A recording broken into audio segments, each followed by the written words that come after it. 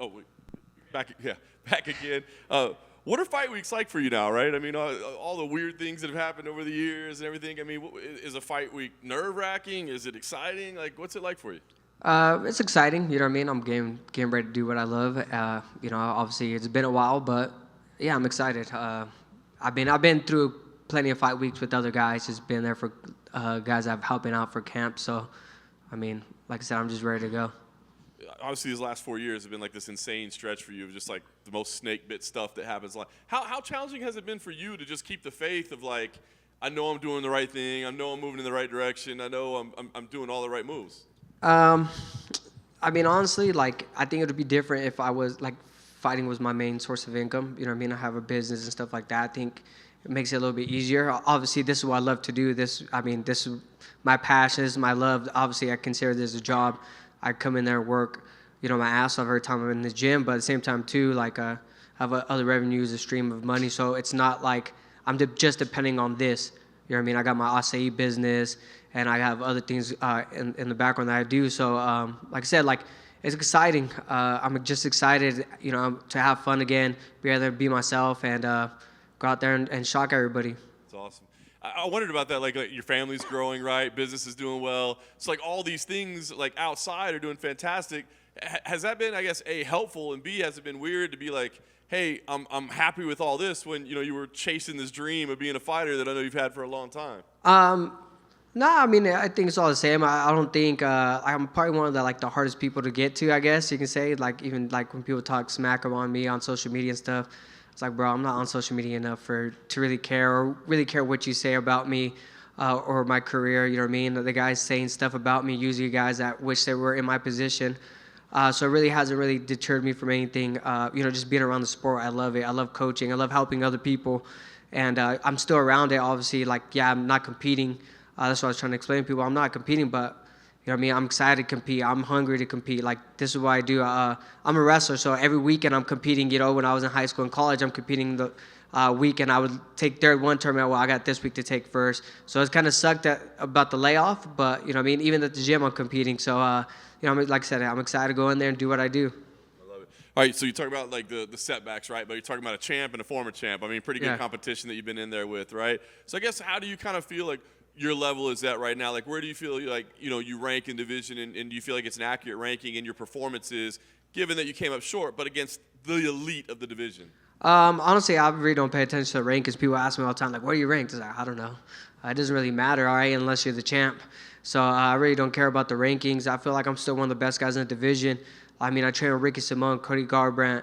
I train with other guys. I've trained with Chito Vera, trained with those guys, and I hold my own against them. So I know I'm still one of the best guys in the world. I haven't been out to prove it. I lost to Davison and lost to Pantoja, two of the best guys in the division. Davison, obviously one of the best in the division. Now he's moved up and he's still having success. And Pantoja, one of the best guys in the division right now. And he's on he just beat Brandon Moreno, and then he beat Brandon Royval.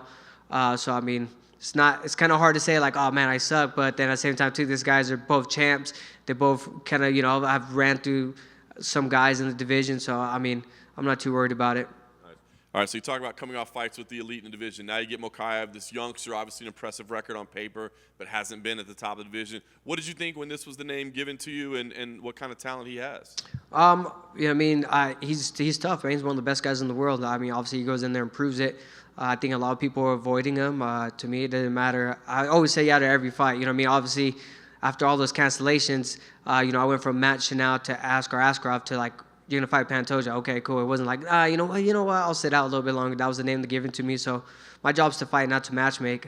So I'll take whatever they give me and whatever they offer. I feel like he's tough, man. It's going to be a good challenge.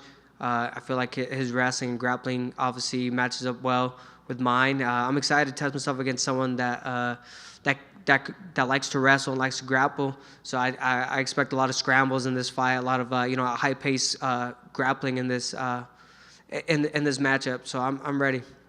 I know you said you don't let the critics' voices get to you at all, but there's a chance to silence a lot of them with an impressive performance here. Does that appeal to you at all to be able to just tell the world, like, F you, you know what I mean? Like, I'm back, I was always here? Not really. Honestly, I always tell people I can care less what people think about me. If I did, I would be just like everybody else. Like, fuck, I get on social media. I've had people talk shit on me in social media. I've had people freaking DM me. So I just laugh at it. I think one of the like lighter-hearted guys. I know people get really offended by it. I mean, even when Marcel will post a picture of me and someone puts something about me and shit, I'll be on the same card. I just fucking comment on it, like laughing faces, like, fuck, he got me on that one, you know what I mean? I make fun of myself. I talk shit. My family talks shit to me, you know what I mean? So I'm not really worried about what other people say or, you know, their opinion of me. I can care less. I love it. Last thing for me, like I said, you do have a nice ranking in the division. Win here would be meaningful, but are you making future plans? I mean, it's been so hard to get consistent. Are you thinking, well, if I win here, now I get a number one contender fight, or now I get to challenge this guy? Are you thinking about like past this, or is it just about Saturday?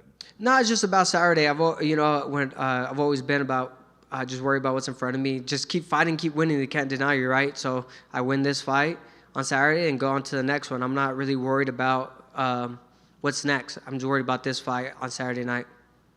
Hey, Alex, has it been annoying, like, with people bringing up all of the cancellations when, like, almost half of those weren't even your fault? No, I think it's funny. I mean, obviously, you know who the real fans are and who aren't, you know. Like, on my record, yeah, it says cancellation. Obviously, don't say, like, oh, this guy pulled out, this guy pulled out, this guy did this. You know what I mean? It is what it is. It's on my record. I always tell people you got to own up to it. Like, fuck.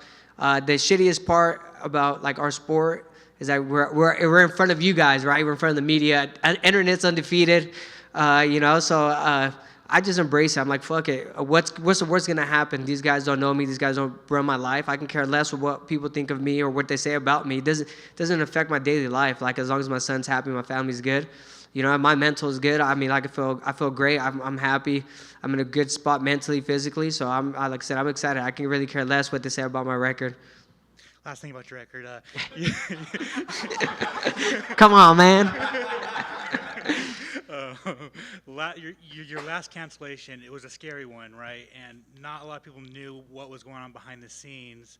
Can you share what happened? I just ended up getting sick, you know. It happens. And, yeah, the UFC did a great job. They helped me get all the testing done, did extensive testing and everything done like that. You know what I mean? I don't expect everybody to understand, especially the guys that in this business, in the sport, you guys, right? You guys kind of understand a little bit more because you guys are around it all the time. But the natural, you know, like the guys that just watch on TV every once in a while, and then they see, you know, oh, Alex Perez fight gets canceled last minute, da-da-da. Like, you know, I know Raul just had the same, not the same thing happen, but he wasn't feeling well. He got canceled, you know what I mean? People don't understand what we go through before, after, or even in the back or whatever it is. So like I said, you know what I mean? Like I said, I'm in good health. Everything's good. You know, I took some time off away from competing and stuff, and I got everything in order.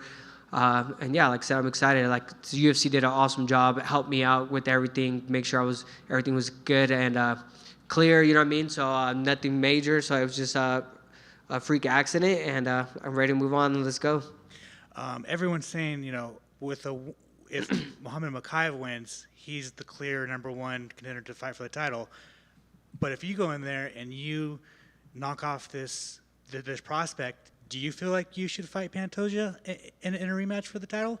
Honestly, I'm not sure. I haven't really thought about it. Like I said, I'll think about Saturday. But at the end of the day, yeah, if I do, yeah, okay, great. But at the same time, too, Pantoja fucked me up. So it's kind of one of those things. I also got to build myself back up. You know what I mean? So to me, it doesn't really matter.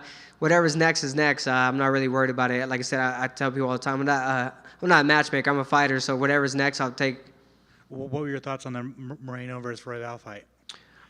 It was good, man. Like, I know both those guys. Like, I've trained at Factory X before with Brandon. I've actually trained with Moreno here a couple times, and both solid dudes in and out of the cage. You know, it's kind of hard for me to pick a winner or anything like that in general. I just think, you know, I think Brandon was supposed to fight in December, I believe, and they got pushed to February.